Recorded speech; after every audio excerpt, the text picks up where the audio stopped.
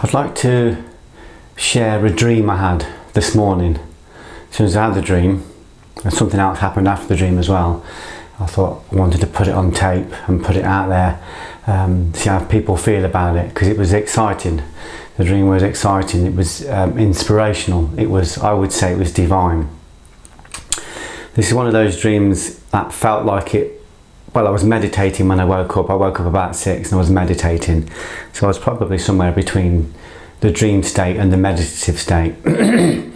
Anyway, suddenly this man appears in my meditation, and he's in a bowler hat, and he's in kind of, I don't know, very old-fashioned clothes. Looked like a bit like a Swedenborg character. If you haven't read Swedenborg, have a look at him. He's a very interesting man. Emanuel Swedenborg, and he looked like a kind of a pastor or a priest or somebody spiritual, and the intuition I was getting from it, because he spoke, but before he spoke there was a feeling that someone had said to him, how are you going to forgive that person? That person has done you heinous harm. And he said, and this is really interesting, he said, oh well, just give me a couple of minutes with my imagination and I will imagine myself forgiving him. And this kind of vista opened up in my chest, and I just thought, how did I forget that? How did I forget that?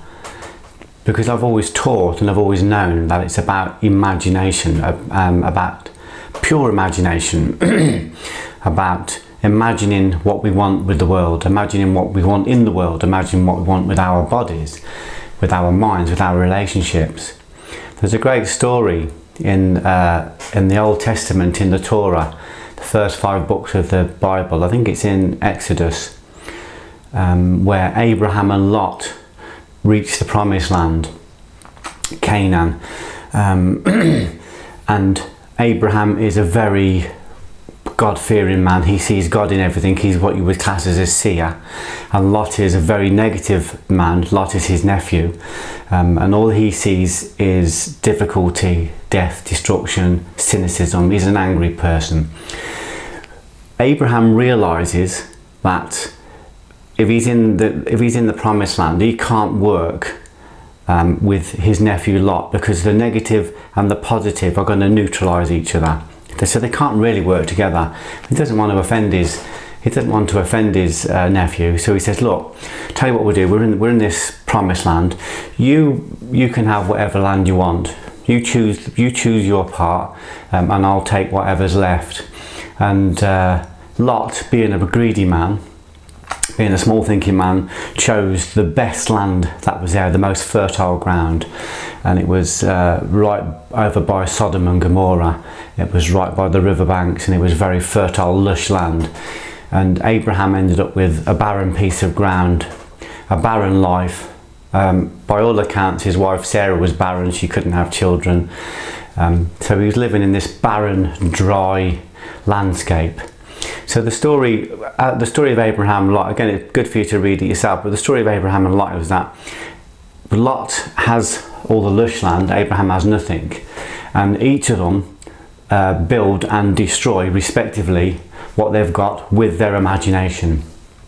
Lot goes on with his negative imagination because he doesn't see God in anything. In other words, he doesn't see the potentiality in anything. He goes on over a period of time with his greed and with his anger and with his cynicism to destroy the land that he's got. Sodom and Gomorrah are razed to the ground, and Lot ends up living in a cave, having sex with his daughters. That's the level of depravity that he went to. He was afraid of the world because he didn't see God in things. Abraham, on the other hand, with his imagination, with the cultivation of his imagination, was able to go out and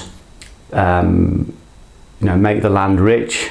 Because he becomes a leader of men, he becomes a wealthy merchant, and even his wife has a child at the age of 80.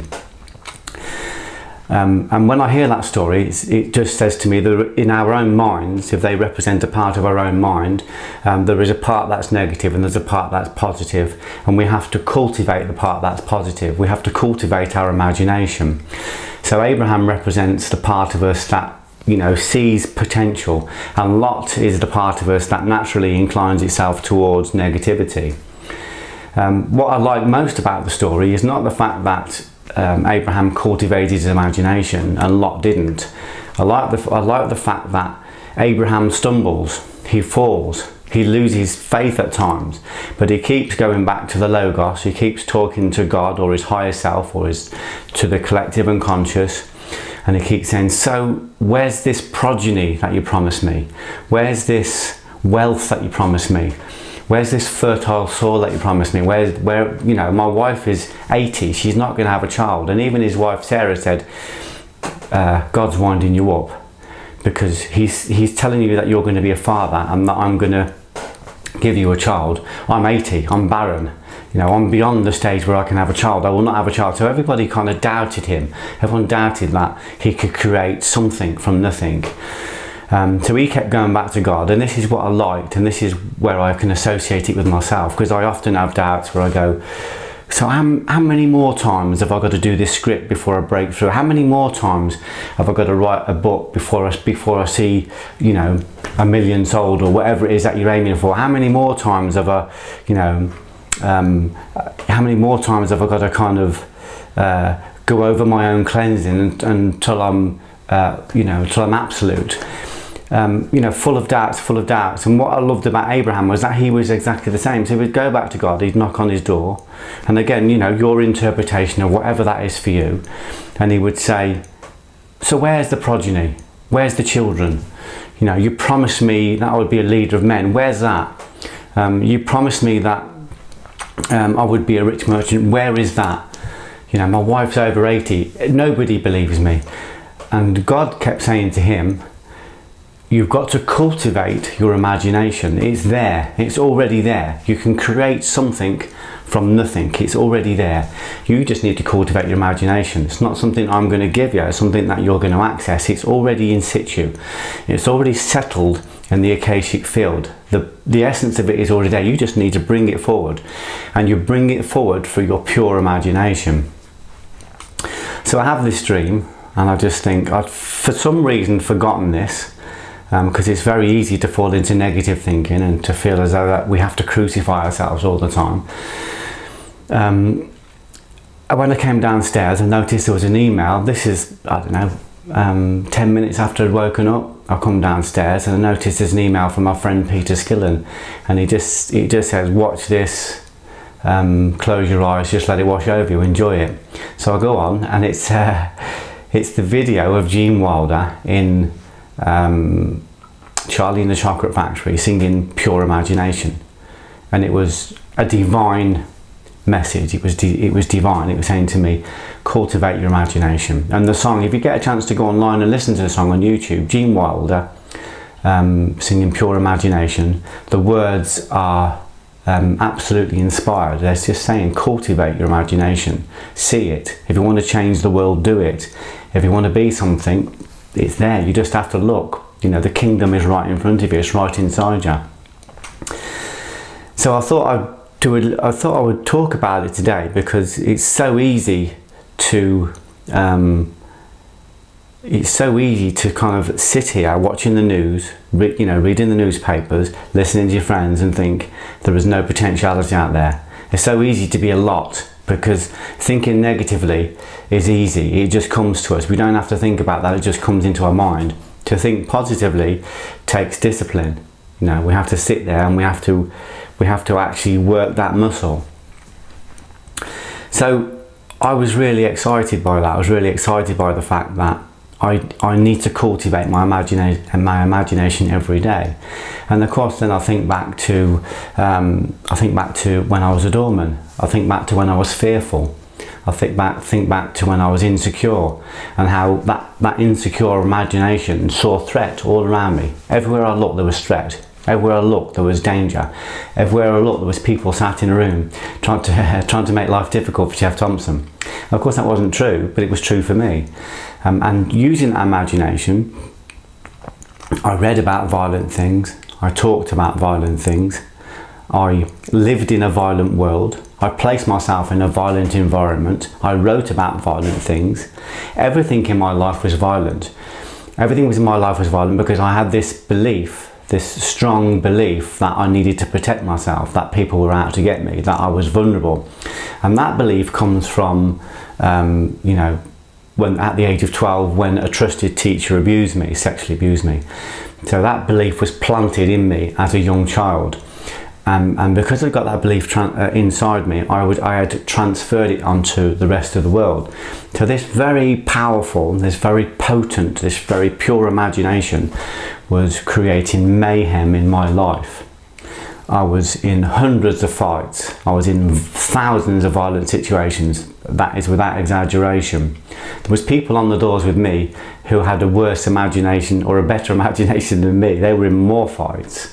You know, it was a hugely violent town. It was a hugely violent city. So I was projecting this negative, fearful, insecure imagination out into the world. I created nightclubs, I created pubs, I created road rage incidents, I created arguments in shops. I couldn't go to a christening without getting into a fight. Well, I went to one of my friend's christening, ended up headbutting some bloke down a set of steel stairs, and then sitting with my friends afterwards with a beer, justifying how I'd done it and why I'd done it and how it wasn't my fault. And then saying to people, isn't the world terrible? Isn't the world violent? I'm surrounded by violence. It's such a violent world. And of course, look at the newspapers. The newspapers were telling me it was violent. I was looking at the television. The television was saying it's definitely violent out there. I was talking to my friends at work and they were saying, oh dear, it is a violent world. So my imagination was being layered over layered, fold over fold with negative archetypes. And there was a point when I realised that it's me doing this. You know, it was interesting because I think it was Sharon said to me once, I said, everywhere I go, there's violence. And she said, you need to look at that because it's everywhere you go. And she said, it's not everywhere I go. It's not in my mind. You know, she wasn't in violent situations.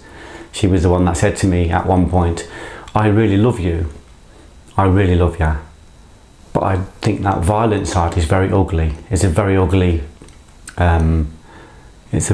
representation of who you really are. And it shook me. It jarred me because I didn't want to be ugly. I didn't want to feel ugly, especially with a person that loved me. Then I looked around me at my friends and I thought they all seemed to respect me, and they was always buying me drinks and you know, patting me on the back. There was always a line of free beers on the bar like winners' cups. But actually they were frightened of me. A lot of them were frightened of me. People around me were frightened of me. And I didn't realise that till many years later. So my imagination, left on its own with weak rationalisation, weak justification, created a very violent world. That was a long time ago. That was 20 years ago. I haven't been in a fight, you know, probably for 20 years. It's not a part of my thinking anymore.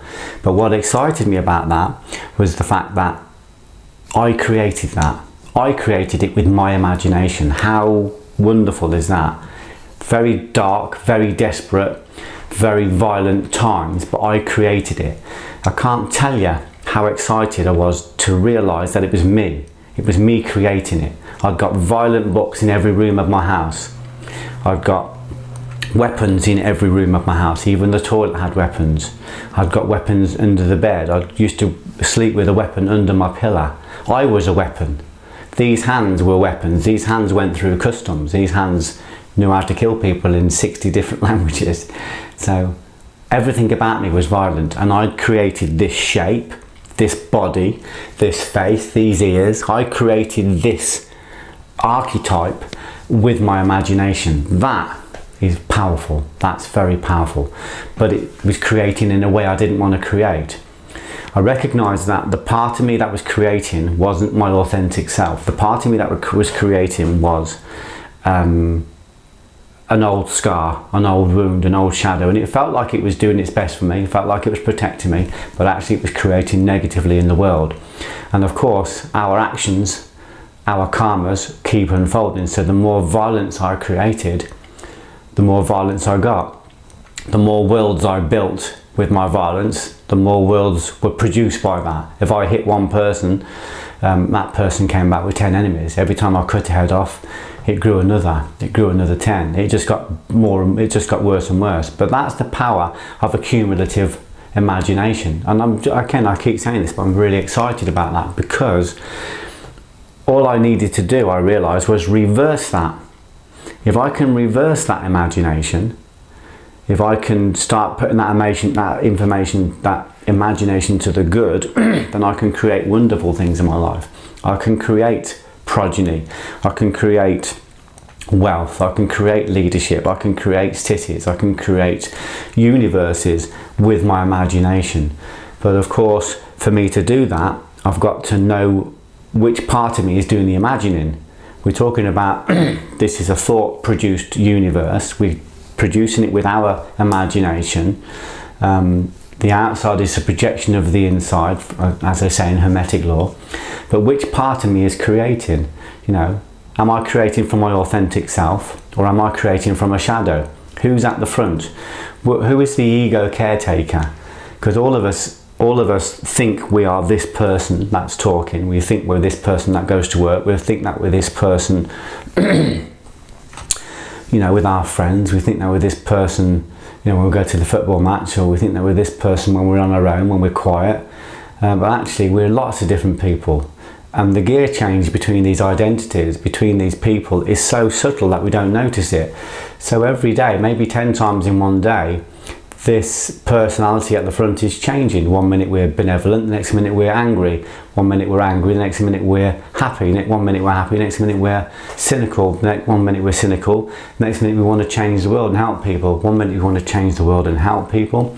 The next minute, you know, we want to rip somebody's throat out because they've upset us. We want to rip somebody's throat out. The next minute we read something about Mother Teresa. Excuse me. You know, and we want to be generous and help people. One minute we want to help the down and out on the street. The next minute we want to grab him and say to him, get a fucking job. What's the matter with you? Get a job. You know, I'm not going to feed you. I'm not my brother's keeper. One minute we feel angry at him. The next minute, you know, we see something on television that inspires and we want to do something charitable. You know, we can be angry, we can be cynical, we can be beautiful, we can be, you know, we can be envious, we can be charitable, we can be lots of different things throughout a day. And this gear change is so subtle that we don't even notice it. And that's because different personalities from our core beliefs or from our you know, ego ideal are coming forward to the front. We're not noticing it. So if I'm going to cultivate my imagination, and I'm going to create a great world for myself and for the people around me, I need to make sure I know who it is that's doing the imagining. If it's a thought produced universe, who is doing the thinking? That's the big thing for me. We need to find out who we are, we need to find out who we're not. And of course I do that through an exercise. This is from Geoff. It's an exercise in observing. Throughout a day I will observe myself. I will observe myself, you know, and watch how I interact with different people. How am I when I'm with my wife? How am I when I'm not with my wife? How am I when I'm with my son? How am I when I'm with people that I'm teaching? How am I when I'm given a position of power? How am I when you know, people are critical to me? How am I in all these different places? What kind of rage, what kind of humanity, what kind of love, what kind of hate comes forward? And if I can recognize those people and I can observe those people, the act of observing them tells me who I am and tells me who I'm not.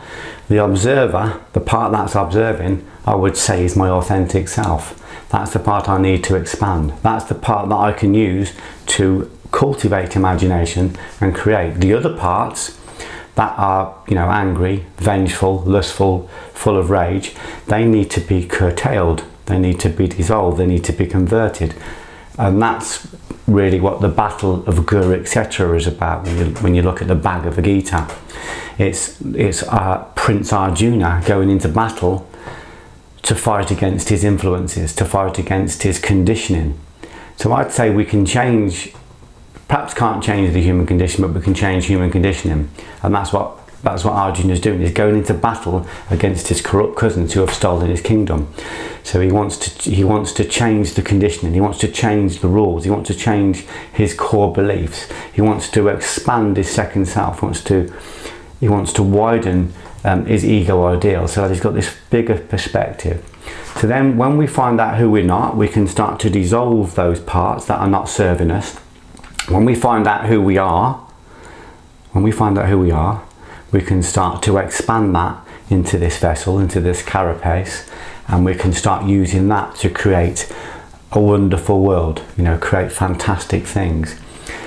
That just doing that one thing is massive. It's the biggest thing you'll ever do. It's what the Prophet Muhammad called the internal jihad, the internal cleanse.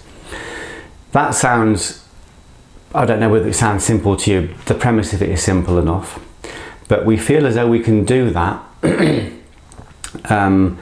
but without looking at what we eat, what we drink, what we watch on television, our influences. We think we can do that without changing those things. But from my experience, if we want to cleanse our thoughts, first of all we have to cleanse our diet, because lots of our old shadows, old scars, old wounds, old beliefs are stuck literally in our cells. They are in our cells, and when we eat the wrong foods, and when we take in the wrong information or negative information, when we do that, it feeds those old wounds, it feeds those old cells. They come out every now and again and say, give me a feed, we feed them. What I found is if we start to practice clean palate, so we clean up what we eat, we clean up what we drink, we clean up what we watch on television, we clean up what we read in the newspapers. When we start to make our body inhospitable for these old memories, for these old scars, for these shadows, when we starve them out, we cleanse the cells, we start to dissolve the old parts of ourselves, we start to heal the old parts of ourselves, and we leave a room in our body then to expand the good. So we starve ourselves of negative stuff, of all the pornographies, and we fill ourselves with goodness. So you look at, read the holy books, look at the Vedas, sit in a church, watch positive DVDs on TED or stuff like this, or read the right books. So we fill ourselves with goodness. So we starve the cells of the negative stuff. We stop feeding the black dog, and we start filling ourselves with good stuff. People think that they can change the world without changing themselves. They think they can change the world but without changing their palate. But whilst we've got these negativities in us, and whilst we're feeding them, they're always going to be a danger. We think we can flirt with these old addictions and these old scars. We think we can hide from them, but we can't. They keep coming up. They keep wanting to feed. We have to make sure that when they do rise, because once you start getting your palate right, once you start, and I would say that this is why most people don't get their palate right. This is why most people are walking around overweight on the inside and on the outside, eating the wrong foods, drinking the wrong drinks, having too much stuff. The reason they do that is because they don't see the association on a conscious level. They don't see the association between perfect palate and perfect living. They don't see that.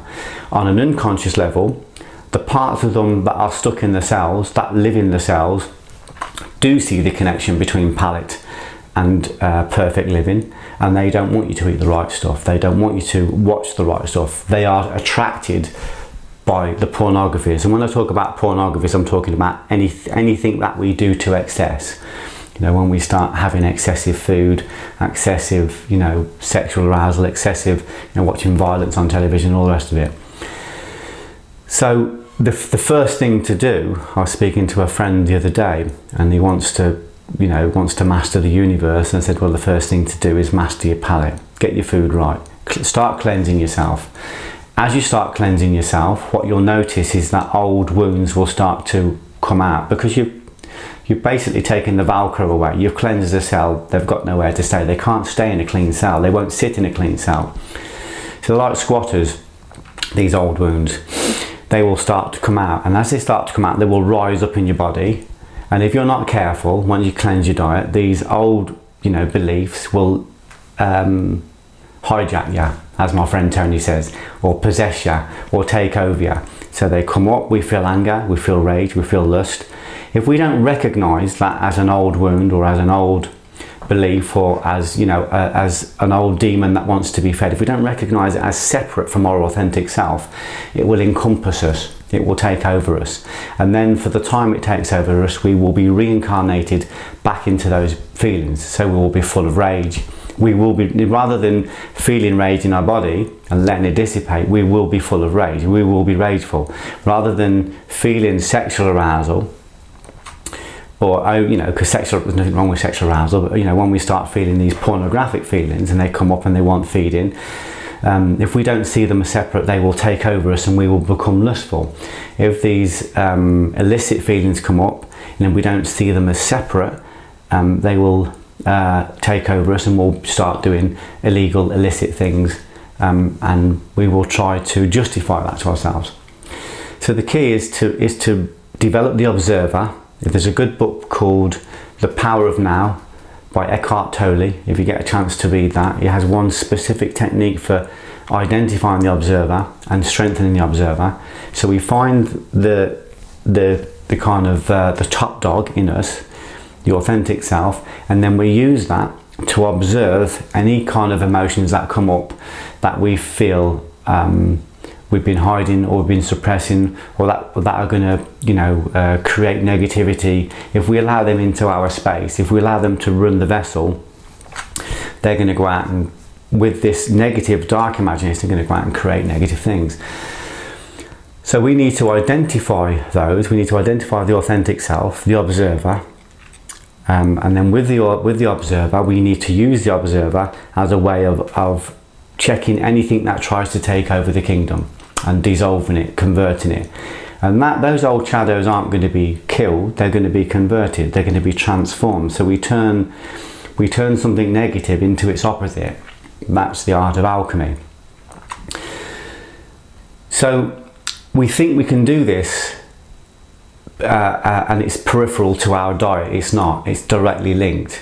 We think we can do it and still read, you know, the negative stuff that's spewed out by the newspapers and the news every single day, which is subjective and disproportionate. We think we can fill ourselves with negativity and still be positive, but it's not going to happen. We have to cleanse ourselves, and we have to be patient with that cleansing. And the cleansing starts with correct palate, and you all know what that is. If you've, you know, I don't mean that to sound patronising, but you know, you go online and you can get a clean diet. It's, you know, it's vegetables. If you eat any meat at all, it's light, you know, the white kind of meat. I don't eat very much meat. You know, plenty of water. You know, lots of fruits, and generally just eating light. If you're carrying body weight, then you're feeding old cells. So I'm never concerned with people about, I'm not really concerned about what they eat, I'm concerned about what they feed. It's something that they feed inside them. And the reason people don't go into this is because at some level they know that when they start to cleanse their palate, they will cleanse their cells. When they cleanse their cells, these old shadows, these old parts of us, these old scars, these scared children within us are going to start to rise up, and they're going to ask for an outlet. They're going to want expression in the world. What I've learned to do is I've learned to find that expression in writing, in training. If it overwhelms me, I talk directly to my God and I just say, this is overwhelming me, and He will help me to dissolve it. Then once you start to dissolve those old parts of you through your palate, and you know, obviously by replacing what you've taken out with an influx of pure, beautiful stuff, you will start to imagine then from a very powerful, authentic place. That's when you can start creating the world you want to create. At the moment, what I see is, and this has been true for my own life, I'm as much at fault as anybody else, is that I see that people are creating sporadically. Sometimes they create good things, sometimes they create bad things, and they think they blame that on the world, they blame that on what's out there, but actually we have to bring it back to ourselves. If we can create good, then we can create good more consistently, and if we can stop ourselves from creating bad once, we can stop ourselves from creating bad all the time, if that makes sense. So this is a thought-produced universe. We are continually creating with our thoughts, with our powerful imaginations, but this imagination needs to be cultivated. It needs to be cultivated. And when we talk about cultivating, we're talking about labour, we're talking about hard work, we're talking about tilling the land, we're talking about planting the seed, and that we are doing that within ourselves. And it's not peripheral to all the other things. We want to keep our indulgences and our pornographies and our excesses and still go out there and be positive. But if we don't cleanse the cells, if we don't cleanse ourselves, if we don't cleanse our thinking and replace it with massive beautiful thinking, we're not really going to ever consistently create what we want to create. It's going to be one step forward, two steps back. So if you can, it's something to look at. We need to know, if we're going to get our diet right, we need to know why we're doing that. Aesthetics aren't enough. Looking good in the mirror is not enough. Health is important, of course, but it's still not enough. The reason that palate is important is because it dissolves all the things that are blocking us from our logos, from our kingdom, from God, from the collective unconscious. It blocks us from attaching to the mains grid. That's what it does. So if we want to be connected all the time, we need to help ourselves by cleansing, starting today, starting straight away by starting to cleanse. Don't fill yourself full of the shit that's out there. Start to fill yourself with good stuff. There is no doubt in my mind that there are people out there who are conspiratorial. There's no doubt to me that there are people out there who are crooked. There's no doubt there are people out there who are doing bad things. There's no doubt to me that there are people out there that are stealing. There are people out there that are corrupt, and they're possibly in powerful places. I don't have any doubt about that, but it doesn't affect me. It doesn't affect me because all I need to do is work on me. I need to work on the parts of me that are corrupt. I need to work on the parts of me that are negative. I need to work on the fundamentalist parts of me that feel angry and rageful. I need to work on the greedy parts. I need to work on the parts that want treasure but is afraid, but I'm afraid to share treasure. That wants energy of a divine source but is afraid to share that. I need to work on those elements, because if I'm going to connect to the logos, if I'm going to connect and logos in the sense of the breath of God, the purpose, this massive divine energy, if I'm going to start accessing that kind of energy, then I need to be a master of movement. I need to keep the energy moving. I need to keep the energy generating. I need to be hugely generous with the energy. I need to keep the energy flowing. If I don't, it becomes caustic. And that whatever shape you make with that energy, whether it's money or whether it's material wealth or whatever it is, if you don't keep the energy moving and keep it flowing, it will become caustic, it will become corruptive. So the energy itself is very beautiful and it's very pure, but if we don't use it right, it can be very dangerous. A bit like putting 1,000 watts of energy, through a 100-watt bulb. We need to prepare ourselves. We need to gradually break down this membrane that is separating our conscious from our unconscious and from the collective unconscious, and we do that by cleansing the cells, but being prepared as we start to cleanse the cells for reactions in our body, in our mind and in our life. I've been cleansing myself for many years now. That's why I don't advocate violence. That's why I avoid the excesses, and of course, as you all know, I make mistakes all the time, and as soon as I make mistakes I announce them. When I announce them, it brings light to them and dissolves them again. So we've got to keep working on that cultivation. We've got to keep working on that cleansing, and it's a gradual thing. We need to be patient with ourselves, and we need to know why we're doing it. Again, I'm talking to lots of people who are patently not looking after their palate, but they're talking about, from an egoic sense, they're talking about changing the world, and then when that doesn't happen, when the things they want don't come forward, they're thinking, what am I doing wrong? Why is the world against me? Why aren't things happening? If you want to do one thing today, one thing, get your palate right. Start straight away. Stop reading the negative news medias, the tabloids. Stop watching the news 10 times a day, because it's too subjective and too negative. Stop eating to excess. Start eating healthily.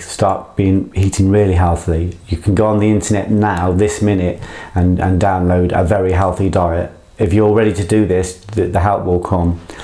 And start filling your house with, pick up the Bhagavad Gita, pick up the Old Testament, the New Testament, pick up the Quran, the Holy Quran, pick up the Guru Granth Sahib, pick up the Tao Te Ching, pick up all these wonderful books, the Vedas, put the books around your house. Get rid of the rubbish books, get rid of all the violent books. Put these books in your house. Just the act of putting them in the house will start to create a change in you. Start to, if you can, start to look at things like meditation, yoga, qigong, tai chi. Some physical training is good if it's not too physical. You know, it's not. I avoid the violent training because it develops the lower chakras too much. So I concentrate on keeping a balance. So I'm doing some physical, but mostly yoga. There are a lot of things you can do to start cleansing yourself, and you can start cleansing yourself today. If you don't change yourself, it's unlikely that you'll change the world. If you don't change who you are, you know, you're not going to be able to change who anybody else is. But you'll be very surprised that the moment you start to change yourself, the moment you start to cleanse yourself, you'll see people around you start to change. You'll see caustic friends fall away. You will see real friends rise up. An interesting thing as well, if you want to find out who you are, if you want to find out who you're not, have a look at your posts on the internet, have a look at your your blogs on Twitter, you know, have a look at your you know, how you are in company when you're with friends. If you find that you're in a position where you're angry, cynical, where you're attacking people and justifying it to yourself, if you find yourself in those positions, you're looking at who you're not. You're looking at a shadow, and that shadow often comes up, as I said, when we start to cleanse, when we start to get our palette right, these shadows come up. We need to recognise them as separate, observe them, dissolve them. It's a painful process, but we need to do that. So if you dare to have a look at, you know, just have a look at some of your own posts. And I've done this myself. This is not an accusation. This is not pointing fingers. I've done it myself. Sometimes when I've had a disproportionate response to something, I've gone and looked at my own posts. I'm not really on the social media very much, but I've looked at stuff I put on there and I thought, the reason I've got a disproportionate anger response often is because I was talking from ego. I was talking, you know, from a boastful place rather than from a congruent place. So I'll look at that and think, okay, I'll change that and make sure that when I'm talking, when I'm posting stuff, I'll make sure that it comes directly from that place of congruence. So what I'm thinking, what I'm saying, what I'm doing are all in alignment. When they're in alignment, I've got religion. That's what religion means. It means to be in alignment. So it's not difficult to find out who you're not. When you find out who you're not, obviously a bit of shame will come up and a bit of guilt, but let go of that as well. Forgive yourself because you're amongst the human race. Everyone, from the teachers right down to the aspirants, are making mistakes on a daily basis. We're all doing that. Even our great heroes, people like, you know, Mahatma Gandhi, and, you know, would make mistakes, would make errors, you know. Even Jesus fell out of alignment himself. You know, in the Garden of Gethsemane, he was really fearful. Prince Arjuna, when he went into the battle of Kurukshetra, fell out of alignment. He fell into a place of cowardice. When the Prophet Muhammad was on the mountain and he was given the revelation by the Archangel Gabriel, he said he was terrified and he asked his wife to hide him. He felt extreme fear because for a second he fell out of alignment. You know, so it's okay. The people we admire, our heroes, the people we love, fall out of alignment. You know, it's not about being perfect. You know, I don't think any of us are. It's about continually working towards cleansing and self-improvement. But again, I know I've said a lot of things, and it sounds like there's a lot to take in. There's just one thing to take in. Just start with your palate. Just start dissolving the vices and expanding the virtues. If you want to do one thing to do that, like I said, palate's really important. You know, just start sitting down every day, start meditating. Just meditation and prayer, just sitting in that place, just doing that on its own will start to dissolve old cells. Quiet, stillness, contemplation, these old negative cells that acts as a cleansing for negativity. They can't exist in that kind of place. They need noise, they need drama, they need feed. That's how they get their feed. So there's a lot of things you can do to start the cleanse. But if you just do one thing today, start getting your food right. If you feel okay on the food already, get the meditation. Then the one thing we need with this, I'm just checking my clock, consistency. Thanks for listening.